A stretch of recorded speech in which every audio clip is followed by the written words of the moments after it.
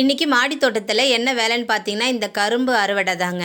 பொங்கலுக்கே அறுவடை பண்ணி எடுக்கணும். ஆனால் அதை நாங்கள் மறந்துட்டோம்.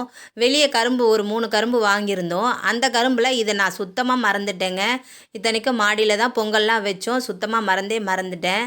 அதுவே பெரிய எனக்கு சங்கடமாக போச்சு. என்னடா கரும்பு கஷ்டப்பட்டு வளர்த்து நம்மளால் அறுவடை பண்ண மறந்துட்டோமேன்னு. இன்றைக்கி தை லாஸ்ட்டுங்க, தைப்பூசம் வேறு. சரி இன்றைக்கியாவது இதை அறுவடை பண்ணி எடுக்கலான்ட்டு க்ரோ பேக்கில் இருக்க செடியை கொட்டி எடுத்தால் வேர் நிறைய இருக்குங்க. இந்த செடி வைக்கும்போது நான் பண்ண தப்பு என்னன்னு பார்த்தீங்கன்னா, கோகோ பீட்டு கொஞ்சம் அதிகமாக கலந்துட்டேன்.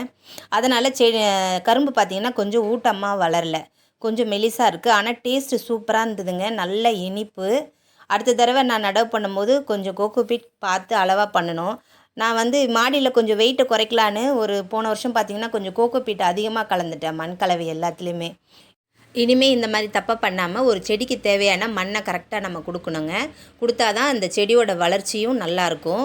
இதில் பார்த்திங்கன்னா நிறைய கணுக்கள் இருக்குது. இதை அடுத்த க்ரோ பேக் ரெடி பண்ணி இதை நடவு பண்ணிவிட்டு அடுத்த வருஷத்துக்கு நமக்கு கண்டிப்பாக கரும்பு கிடைக்கும். ஒரு 4 கரும்பு நல்லா பெரிய கரும்பாகவே இருந்ததுங்க, 2 சின்ன கரும்பு. இது நல்லா இனிப்பு அதிகமாக இருந்தது. நான் கூட மெலிசாக இருக்கே சுவை இல்லாமல் இருக்குமோன்னு நினச்சேன். ஆனால் அப்படி இல்லை, சுவையும் சூப்பராக இருந்துச்சுங்க.